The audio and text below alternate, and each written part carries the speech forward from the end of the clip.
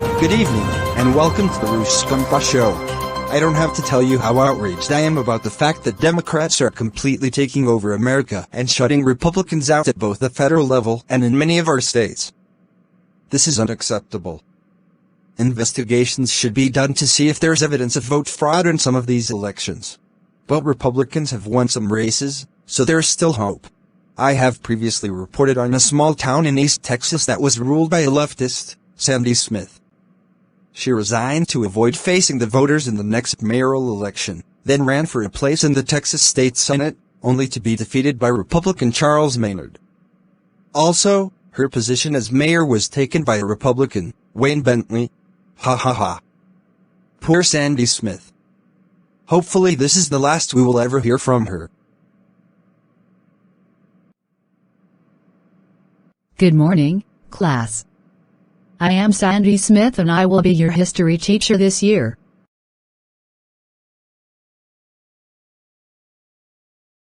It is the year 2031, and a small town in East Texas has a new mayor, Wayne Bentley, and its high school also has a new history teacher, Sandy Smith. A year earlier, they were in each other's positions. But this next story is not about either of them. Hello, Aunt Lucy? Yes, Scott. If you were calling me about the wedding, I already got the invitation. But I've never been to an Islamic wedding before, so I have no idea what to expect. Actually, it won't be that different from weddings you may have experienced before. In fact, Aisha and I decided to have our wedding at the First Unitarian Universalist Church of Los Angeles. Not at a mosque or other Muslim house of worship? No, Aisha and I tend to avoid those places because of reports of many recruiters for extremist groups like Al-Qaeda and ISIS infiltrating them. We avoid them like the plague and are content to practice Islam privately at home while publicly worshipping at the UU Church along with the Hudsons in Laura Park. Oh, and Laura and Suzanne have already said you can stay over at their place again while you are here, so don't bother booking a hotel room. Thank you. I will see you next week. Mother Lucy, if you are going to Los Angeles again, may I go with you? The last time we were there, we didn't get to meet my idol, Vicky Jones. I'd love to meet her again. Considering how well you have been doing in school lately, it seems you have earned a vacation, so I will indeed take you with me this spring break. But only you. Jessica has to stay here to manage the Tuscany Tavern in my absence. And Paul was grounded by his aunt after he was in a fight with another boy at school, wasn't he? Yes. Just because the other boy was flirting with me. It was so embarrassing. So I don't mind being apart from him for a week or two so he can learn manners, of course. Welcome to Los Angeles. We hope you. Oh my God, aren't you Jennifer Gaines? It's such an honor to see you. Could I have your autograph? What are you talking about? My name is Lucy Sims. Whoops. She has clearly mistaken you for the actress who plays Lucy Conrad in the Blazing Beauty show. She does in fact look very much like you, Mother Lucy, but in terms of character traits you and Lucy Conrad are totally different. He. It is always amusing to see an evil version of you on TV. Okay, let's address the elephant in the room. Will your mother also be there? I don't think so. I sent her an invitation, but she didn't bother replying. Her loss. I remember when your mother and grandmother rejected me for coming out as lesbian and it almost drove me to suicide. I only survived because of Jessica. Grandfather, you came. Of course. I told you I was coming, right?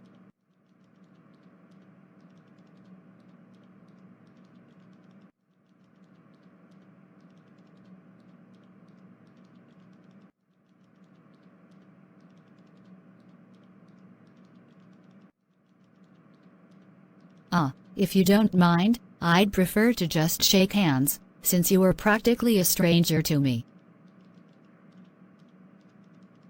I will have another room prepared for Mr. Gordon. In the meantime, I hope you enjoy the food my mother and I prepared for all of you. And of course, we made sure the meat includes no pork products, to make sure it is all kosher or halal or whatever the proper term is for acceptable food. Lucy, Vicky, and others in the Sims family are eating together at Laura Park's home in Los Angeles.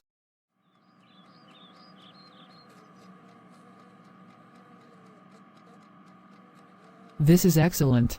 Mrs. Park, could you provide the recipe? I might want to make my own version to serve at the Tuscany Tavern. It's actually a traditional Korean dish.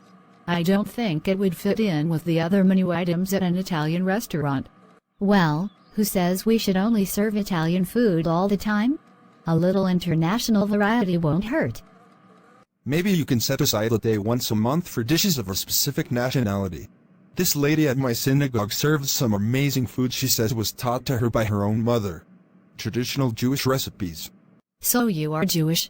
I find it interesting that you and your daughter and grandson were all one religion, that of the Jehovah's Witnesses, but you all became different in your faiths. Or lack thereof, in Lucy's case. So, have you ever considered being anything other than Muslim, Aisha? No, why would I? My whole family is Muslim, and that religion has always served me well. It makes perfect sense to me. We all have to be what feels right for us. Freedom of thought produces diversity that enriches all our lives. No one forced you or Scott to be Muslim, and likewise no one forced me to be atheist, or forced my father to be Jewish. It's when powerful people in governments try to force everyone to believe the same things that evil results. Like the Taliban in Afghanistan. Or those communist states in the 20th century? I'm pretty sure that a lot of Muslims in places like Saudi Arabia and Afghanistan are atheists. In 20th century Russia were just being hypocritical. And hypocrisy is a form of corruption. Excuse me. Hello, Vicky Sims. This is Vicky Jones. I understand that you and your mother Lucy are in Los Angeles now? So you got my message? Yes, we were just eating dinner at Laura Park's house. Please let me speak to Lucy. Sure. One moment. This is Lucy Sims. How can I help you? Has your Vicky ever told you about an actress on my Blazing Beauty TV show that resembles you? Yes. Of course, in a world of over 7 billion people it is inevitable that at least a few other people might look sort of like me, I guess. Well, I have a problem. Jennifer Gaines, that actress, plays Lucy Conrad on my show and she was supposed to have a major role in the next episode. But she was just in an accident and broke both her legs, her left arm and her nose in the crash, so she is laid up in hospital. So production work has been halted until she can recover, but that may take a few months. Oh, no. I remember seeing you at the Tuscany Tavern years ago, when I first met your Vicky, and even then I was struck by how much you looked like Jennifer. So, would you be willing to take her place on my show so we can produce the next episode, at least? Well, considering how beneficial it was for Debbie and Carrie to have appeared on your show several times in the past, I see no problem replacing Miss Gaines for just one episode. When do you want me to start? I will consult with my production crew and then call you back with the details. Awesome. I can't wait to see you on TV, Aunt Lucy. I'm so glad you could join us, Mrs. Sims. Let's get you into makeup and we can proceed with shooting the episode. Wow! It's almost like God himself made her on the spot to replace Jennifer and save our hides. Thanks so much for coming to us.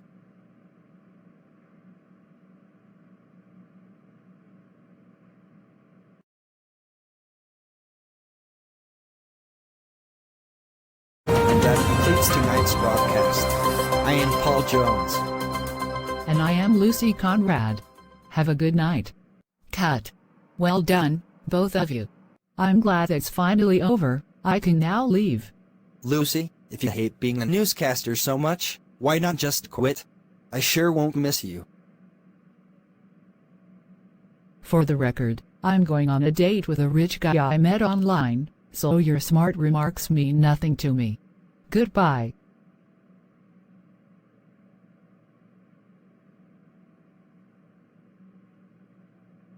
You should be thankful that Lucy finally found someone who likes her. One less thing for us to worry about. I suppose. But her having a boyfriend won't automatically help me forget the way she was with me. You really shouldn't be thinking of her when you are with me, Of course. Let the past stay there.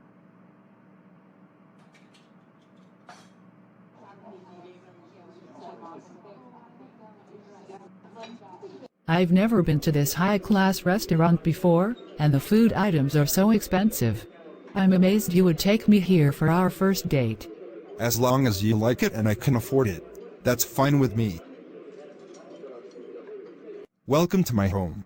Wow. I'm impressed. So everything you said about yourself online is true. I've never been in such a beautiful home. Then you won't mind spending the night here with me.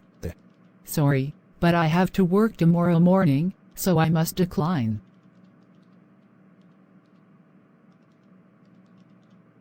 I said no, I am not ready for that. What? After I spend over $300 for you? You ungrateful bitch. Where is Lucy? She is late. We got a call from her a couple of hours ago. She had to go to the ER after a fight with her new boyfriend.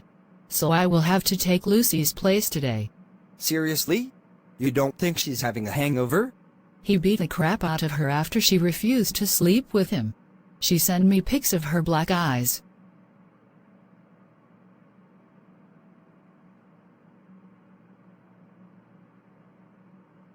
I want to find out if Lucy is telling the truth, so can you go see her? She might be more willing to talk with you because you don't have the history with her that I do. That's a good idea. I will go now. I suppose you think I deserve this? No, Lucy. No one deserves to be abused by her boyfriend. That guy should go to jail.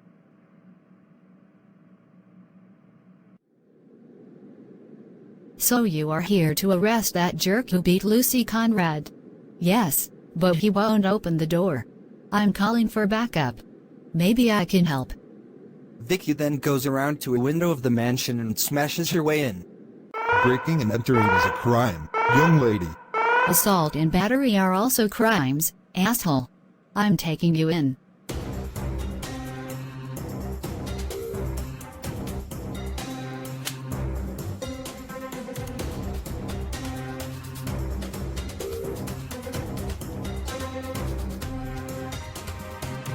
You bitches are always making us guys miserable. You have the right to remain silent. So shut up. Thanks for offering to take me home, Vicky. I'm just puzzled as to why you would bother to help me after what happened between us in the past. That has nothing to do with you being a domestic violence victim last night. If you say so. And I certainly won't call you a pink-haired freak again. You are much better than I thought. So you don't mind that I went to help bring Lucy's abuser to justice? Not at all. That's what being a superhero is all about. And that is why I love you.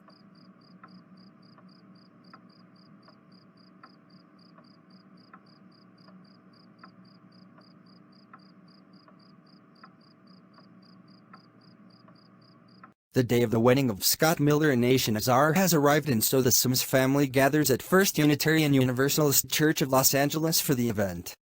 Mrs. Sims, though we are having the wedding at this church, it will still be presided over by a Muslim imam, or clergyman. This is Imam Michael Akbar, who leads the services at the Islamic Center of Los Angeles. It is a pleasure to meet all of you. Are you sure you don't mind having the wedding here? I'm sure this place is nothing like a mosque. Scott insisted we do the wedding here to make the non-Muslims among his relatives feel comfortable. I am happy to make such accommodations. So where are your parents? Why aren't they here? Most of my relatives, including my parents, are still in Sudan and are too poor to afford a flight all the way from Africa to here. But they are all happy that I am getting married, especially after I told them of Scott becoming Muslim for my sake. I know it is customary for the groom and bride to receive gifts from others, but I actually have a gift for you, Vicky. A copy of the Quran in both Arabic and English. Thank you. I will study this when I get home. I plan to be a Unitarian Universalist minister when I am an adult, and I hope this Quran will help me understand Islam better. By the glory of Allah, the Creator, the Merciful, I come to join this man, Scott Miller, and this woman, Aisha Nazar, in the union of marriage. Both of you have signed the legal documents establishing the marriage before the state of California, so now we will confirm the marriage in the eyes of Allah. Scott Miller, do you take Aisha Nazar to be your lawfully wedded wife, to be faithful and loving to her in all ways and under all circumstances, until death parts you? I do. Aisha Nazar, do you take Scott Miller to be your lawfully wedded husband, to be faithful and loving to her in all ways and under all circumstances, until death parts you? I do. Lucy Sims, please present the couple with their wedding rings. Here they are. And now I pronounce you two to be husband and wife, in the sight of Allah. You may now kiss.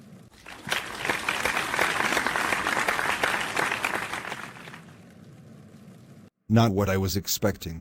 Jews have very distinctive wedding practices. So I assumed Muslims did too. I understand. But Scott and Aisha are Americans as well as Muslims, so they asked for a ceremony like what we as Americans would be familiar with. I came from Iran, a mostly Muslim country, and Iranians have their own wedding traditions. There is not a wedding plan specific to all Muslims. It's great to see you and the rest of your family here, Suzanne. So how goes the progress of your father finding a cure for your blindness? He says my eye deterioration is irreversible, but he hopes he can replace them completely with a prosthetic implant. The device is still in the experimental stage, however. You mean like Gear de la Forge wore in Star Trek, The Next Generation? Cool. No, not cool. I always thought it ridiculous that they made his visor out of a woman's hair clip. What the hell were the producers thinking allowing that? Scott, there's a woman outside the church waiting to see you. She says she is your mother. Mother? Scott then goes outside, along with Lucy, Daniel Gordon, Vicky Sims, and Aisha. Mother, why are you here? If you are trying to stop the wedding, you are too late. Aisha and I already exchanged our wedding vows. I understand. And I am not here to oppose you in any way. I just wanted to say to you, to all of you, that I am sorry. What are you sorry for? For rejecting you. All these years I assumed you had been seduced by Satan and that Jehovah would punish you eventually for defying his will, but instead you found happiness and love with your own family.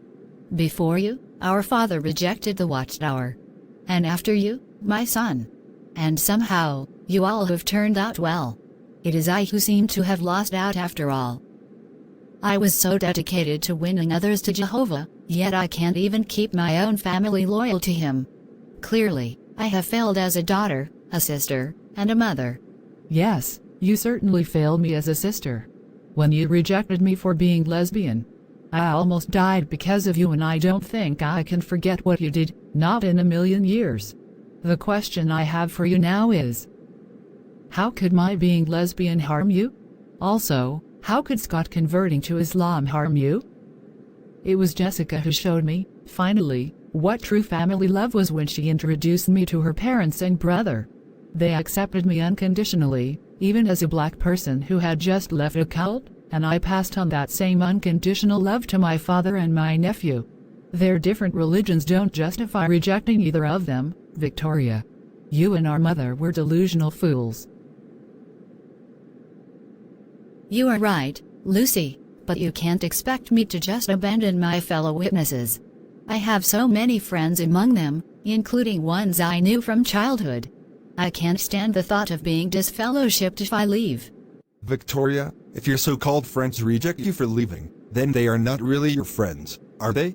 And I think it cowardly that you are unwilling to experience the sort of pain I had to go through when my own wife, your mother, rejected me, putting her loyalty to the watchtower ahead of our marriage.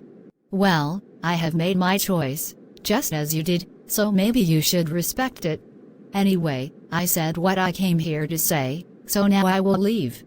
Goodbye. And so Victoria returned to Houston, Lucy and Vicky Sims returned to their town in Texas, Daniel Gordon returned to Nashville, and Scott and Aisha went on a honeymoon to her native country of Sudan to meet her relatives.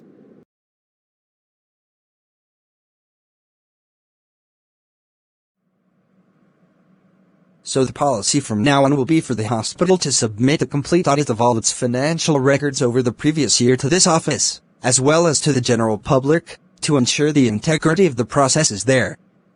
We must tolerate no more shady business practices like Leonard Wilson caused. I agree.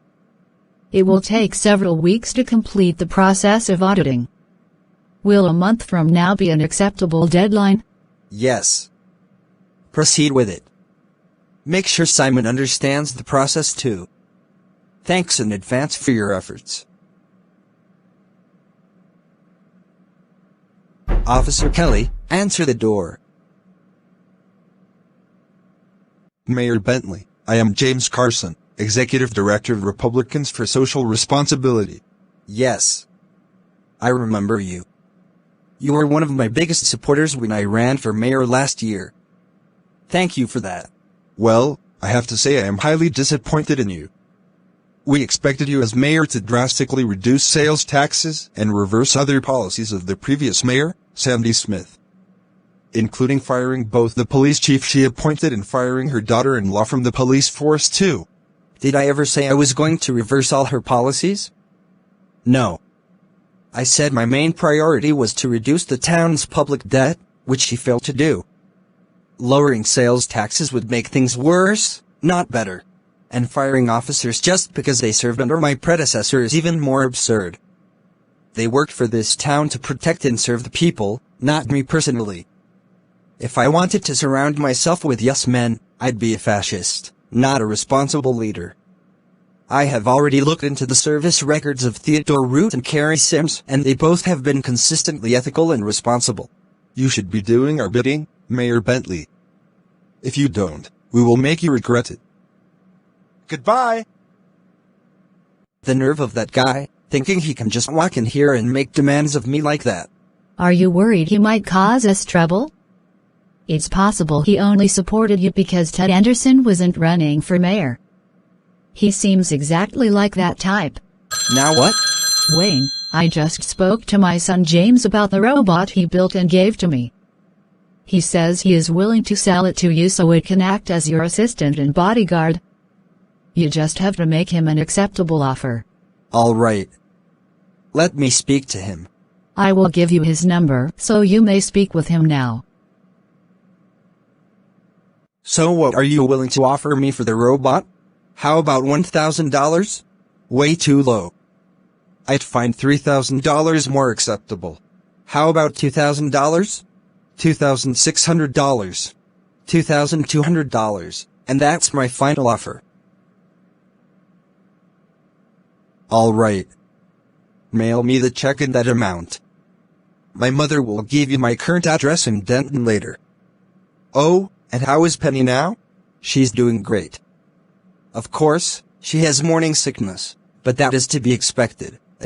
Welcome back to the Tuscany Tavern, Penny. We have missed you. And I have missed being here. This place has always been like my second home. Much better than any place in Boston was. Bella, my best friend.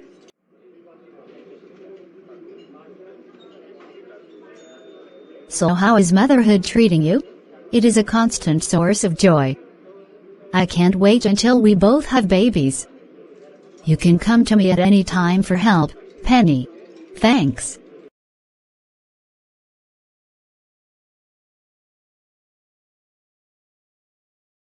Another day, another dishonest rant from the bigoted Rouge Scumba.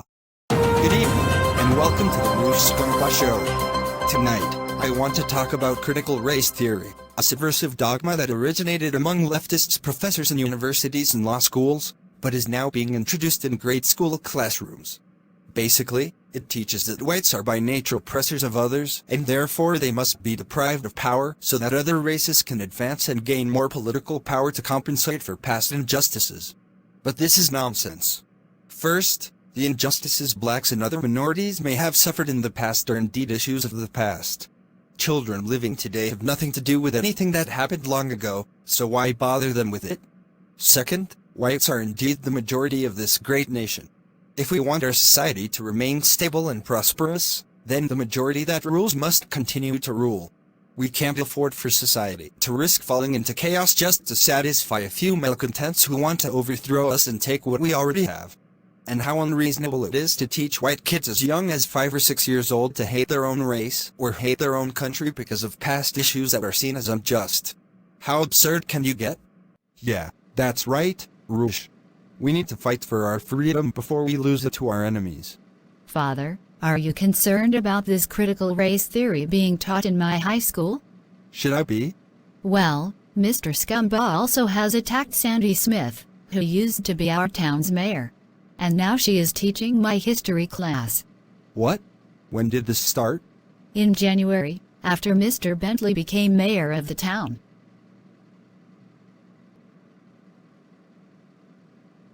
Mr. Hernandez, I demand to know why Sandy Smith is teaching history in this school. Did you authorize that? Yes, I did. It seemed only fair since Wayne Bentley was becoming mayor and I needed to replace him here, so I offered the job to Mrs. Smith, who had been mayor before. That's unacceptable. She is an atheist and subversive leftist who is clearly unfit to be a role model for our town's children. You must fire her, now. But she hasn't done anything wrong. I've already gotten feedback from the other teachers and some of the students here, and most of them like her. If she was incompetent or abusive, your request would make sense. Must I remind you that I am the superintendent of this entire school district? That means I am your boss, just as you are the boss of this school and its teachers and other staff. So if you don't fire Mrs. Smith, I will fire you and replace you with someone who will fire her. Is that clear, Mr. Hernandez? Yes, sir. I will summon Mrs. Smith to my office at the end of the day to inform her of your command. Good. That's what a subordinate of mine should do. Serve and obey me. So you are firing me? I'm sorry, Mrs. Smith, but that's what Superintendent Lord demands I do. But he mentioned you being atheist as the reason for being fired, so you, being a lawyer too, should sue him for discrimination. Even as a Catholic myself, I see you as one of the most ethical people in this town. You certainly proved that as our mayor. Your lack of religious beliefs has nothing to do with your moral standards, which by all appearances are indeed impeccable. Just when I thought this town had fully cleaned itself up and we could move forward, this crap happens. Maybe we should remove that superintendent. The superintendent is appointed by the school board of our independent school district, and its members are elected every 4 years. There are 8 members and I've already taken a look at them. And most of them are fundamentalist bigots, just like the superintendent. And just like Reverend Dave Owen and Ted Anderson were. Very well, I will leave the school. But I will indeed file a lawsuit for discrimination. Those hypocrites will pay for this treachery. Principal Hernandez calls a meeting to discuss the situation caused by Sandy Smith's firing. I've been put in an awkward situation because of Superintendent Lord. I'm supposed to be in charge of this school, but now I feel useless and violated. What's the point of being a school principal if I can't control my own school as I see fit? Am I going to be fired next? Like Sandy, I am atheist. But being atheist has nothing to do with being a teacher. There's a possible solution. As the new mayor of the town, I understand that the town owns the public schools, but the board of the school district appoints the superintendent that presides over the schools. But do we have to obey the superintendent or the school board if they abuse their power? What are you suggesting? That you can have this high school secede from the school district and it be taken over by the town. The funding for the schools comes from the taxpayers anyway. And atheists like Mrs. Smith and Carla are among the taxpayers.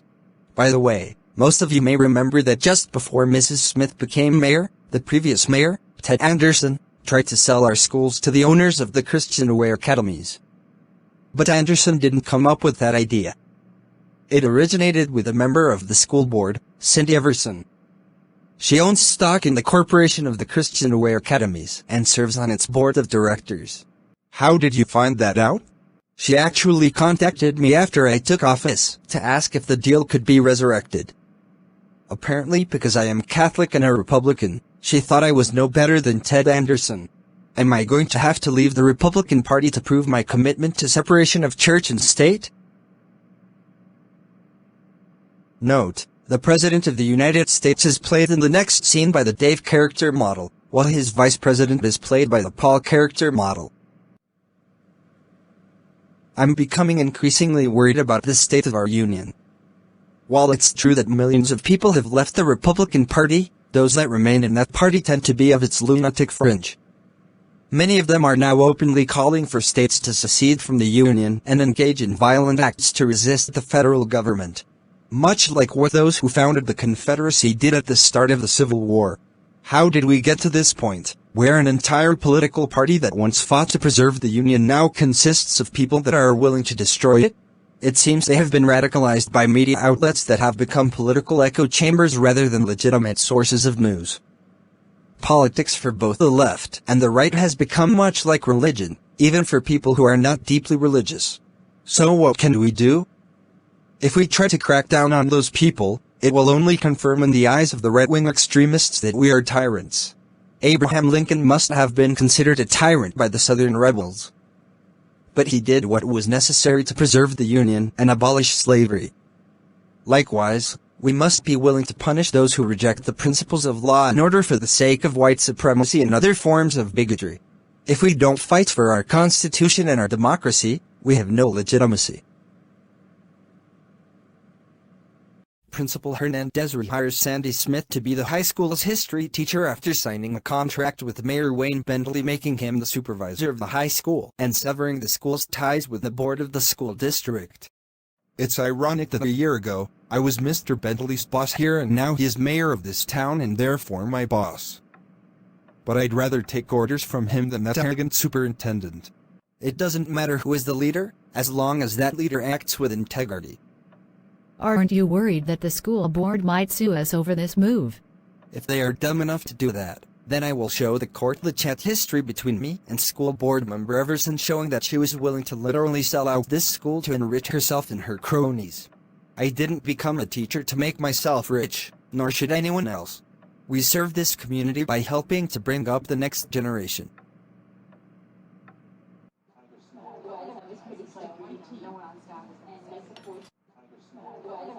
Hey, what are you doing? Isn't it obvious? You are the one who sixed your father on Sandy Smith to get rid of her, didn't you? I remember you bragging about how your father is the superintendent and therefore everyone else in the school was beneath him. Well, I am not beneath you, Samantha Lord.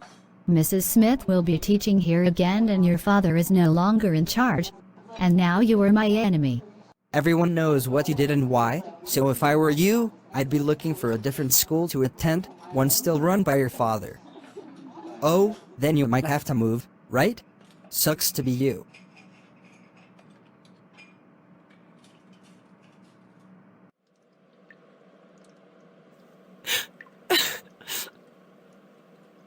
Samantha, what's wrong? I just got jumped on by your nephew and his girlfriend over what happened to Mrs. Smith. They said I was to blame for that. I thought this school was still run by Christians. Isn't Mr. Hernandez one? Why would he side with an atheist against his fellow Christians? Because it's not about being atheist or being Christian. The rights of all people should be respected regardless of their religion, or lack thereof. During World War II, there was a Christian theologian in Germany who opposed Hitler, and for that he was killed in a concentration camp. Before he died, he said, "First they came for the Jews, but I wasn't Jewish so I didn't care. Then they came for the communists, but I wasn't a communist, so I didn't care. Then they came for the trade unionists, but I wasn't a trade unionist, so I didn't care. And finally they came for me, and no one else cared about me. And now I will teach you the lesson I had to learn a decade ago. You need to stop thinking you are naturally superior to others because of your race, or your religion, or your birthplace, or your primary language, or your sexuality, or how much money or assets you and your family may have. In a just society, the only thing that should ever matter is your ethical character. What your father did was unethical, period. Even in Christianity, there is the golden rule, which says you must treat others as you want to be treated. Those who are bigots violate that rule by their very attitude. There should be no room for double standards, no place for rules for thee, not for me bullshit. Do you understand that? Yes. I am sorry, Miss Jenkins. I've spent my whole life looking up to my father and believing what he taught me and what I was taught by others like him, such as Rushkamba and the ones who I see on Fox News. Oh, no. Interesting. That the one who I had to teach long ago has now become the teacher of another. So are you going to attack me like others have? No, there is no need for that. Just take some time out to reflect on what you and your father tried to do. And don't ever pull a stunt like that again. Because I'm not going anywhere.